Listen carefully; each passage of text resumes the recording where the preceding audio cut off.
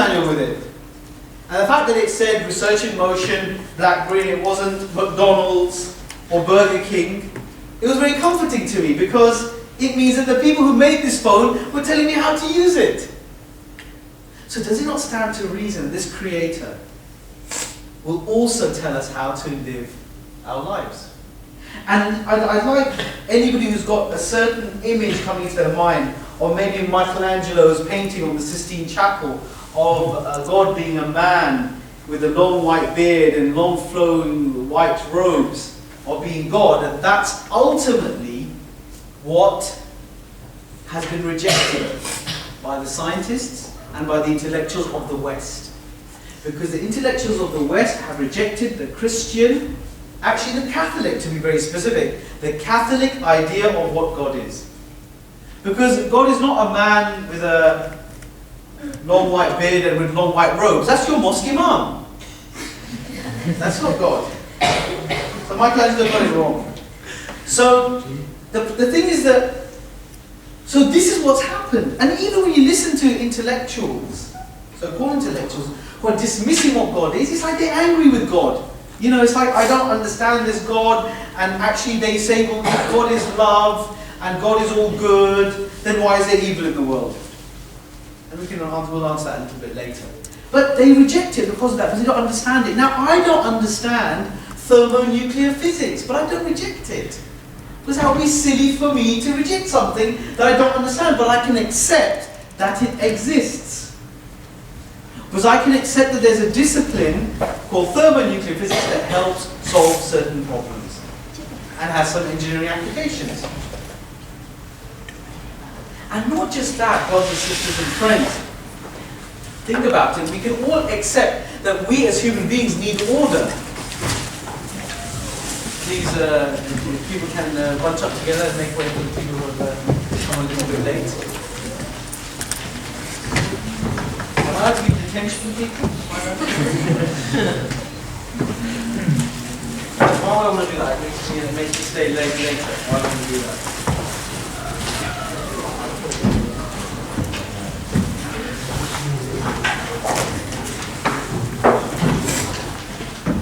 Good, that was good. Was it allowed me to have a glass of water? Alhamdulillah, this plan is great. Right. So, given that we are all human beings, I hope most of us here are. No, Charlie, you're all human beings. That's good. Given that we are all human beings here, then it stands to reason. We all know that we've got our flaws. Every one of us know our flaws. We know our problems. We know our biases. We know our prejudices. We know our weaknesses, our lack of knowledge. We can accept that. And if we are all equal as human beings, then who of us, or even a group of us, has a right to dictate to any other fellow human being on earth, you know, we're going to come together and we're going to design a system of laws for you. You know, what's right and what's wrong. Such that you could punish somebody by taking away their freedom by that crime. Who gives people the right to do that? I actually ever thought about that. Isn't that really absurd? That a bunch of people who are usually very well educated and had usually a very privileged background can come together in Parliament and decide, ultimately, okay, they call it criminal law and they say you don't really go into morality. But if you think about it, it is one and the same. Because when society dictates that you're a criminal, it's dictated that you've done something wrong. So wrong that you deserve to be punished for it. So, with that, this is a contradiction because it's going to be flawed by definition. Because those people might not be able to sympathize with somebody who's grown up on a council estate and has been maybe they were around drugs for most of their teenage life. So how can they determine what is the best punishment or the best way to deal with that?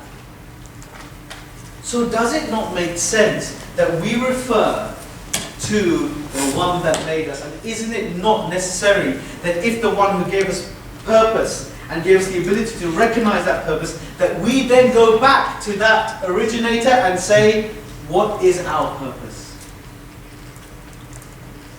What is this purpose? Because we cannot, because we don't know what came before, and we don't know what's coming afterwards. But the one who made us and designed us, surely does know that. And again, if we get away the traditional ideas of what God is, and we just understand it right now as just being the creator,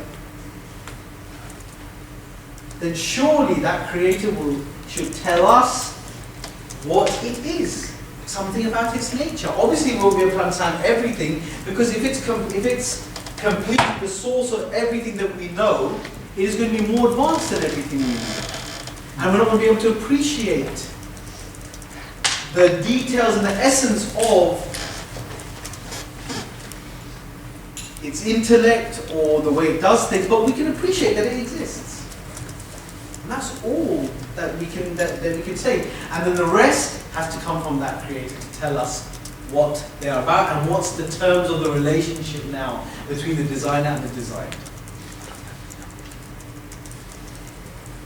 And it's not surprising, therefore, that you're going to find certain things that this creator dictates.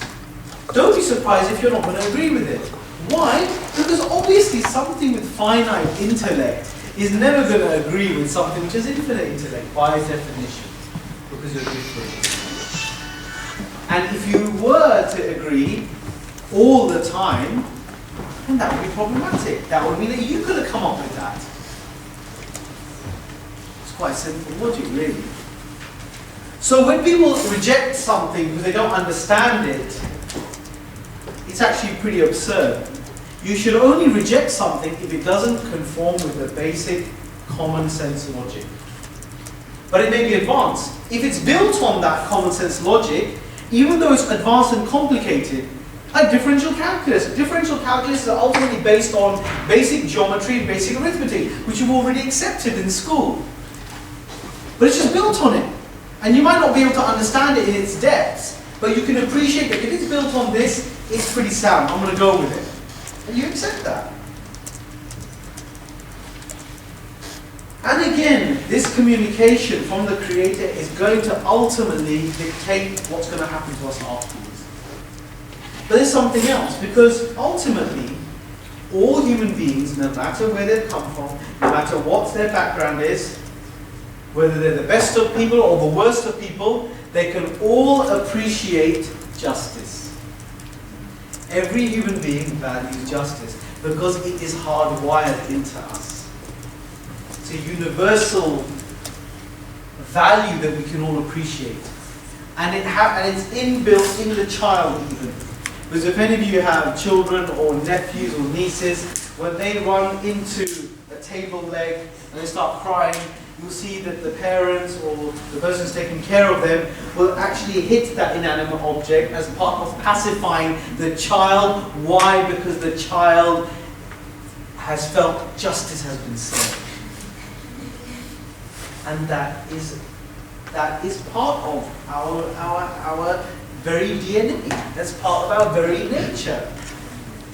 And we all know that we sure don't get perfect justice in this world, but not all the time, and not for everybody.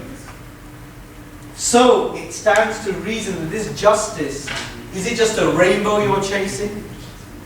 No, it isn't. It is the answer to what happens to you after you die, where you will be appraised for everything in your life. Everything.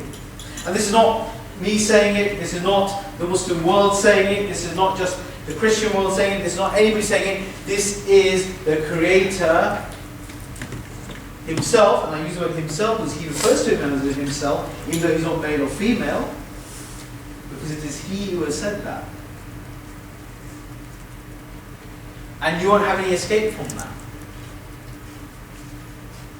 And every little thing that you did is recorded. Every breath you took, every grain of food you ate, everything. And you'll be judged in all of these affairs. And you'll be raised barefoot, naked, and uncircumcised to face your Creator. And if you are so unfortunate that you didn't take this basic logic to its fundamental conclusion, even though it was that which was going to give you life. It was that which was going to give you your purpose. It was that which was going to make sense of the world, that you complained in your heart of hearts that, oh, I don't understand life. I don't, what is the real purpose? That you didn't follow it up. You didn't test it. Then as you are witness to your own destruction, then when the eternal punishment awaits you, you yourself will be the first to testify that you deserve it. And you will acknowledge that justice has been done, and that there's no other choice but to just bear this. Burning torment where your skin is roasted, removed, put back again, and roasted again. For eternity. Because you rejected this. Now this may seem extremely harsh. It may seem extremely, maybe, unreasonable.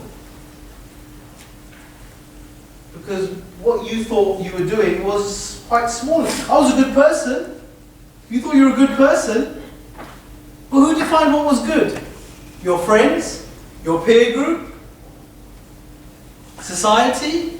Is that ultimately what is good? In Nazi Germany, the German citizens thought what they were doing was good. And they democratically elected Hitler. So wasn't that good? That's what they thought was good. So the point is that if you do not understand what is good, and obviously there are some innate things that we do feel are good and bad, but ultimately we can't just be a victim of what society is, because society might be on the wrong path.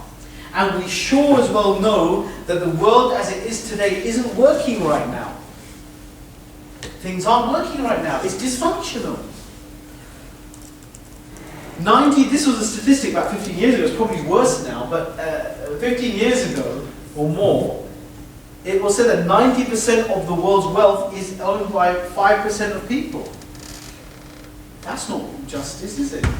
That's not fairness, is it? How? Because that's what ultimately the world order is. We accept it. Because that's just the way we go. And that's why it is important that those people are conscious that if you want to do things which are correct and right, you have to refer ultimately to the one that made us. Because only they have the right to legislate in many affairs. Not in everything. We can decide what the speed limit is going to be ourselves. That's fine, we can leave that up to ourselves. But morally, how do we deal with murder? How do we deal with what are the limits of freedom? Because that's an oxymoron. That doesn't make sense. Because whether we like it or not, we have to accept that while in the West we think we have left the shackles of medieval religion for the purpose of something which is much more free and liberating, we know that ultimately the reason why teenagers are being stabbed in the inner cities of the UK, everybody knows this, is ultimately because, or partly contributed by the music they listen to.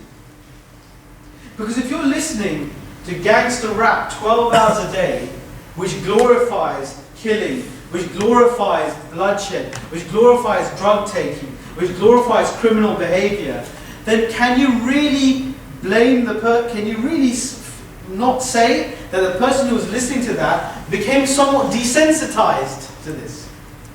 Of course they did. Because that's the way human beings are. If we hear something long enough, if we're exposed to something long enough, we begin to accept it because that's just easy. It is mentally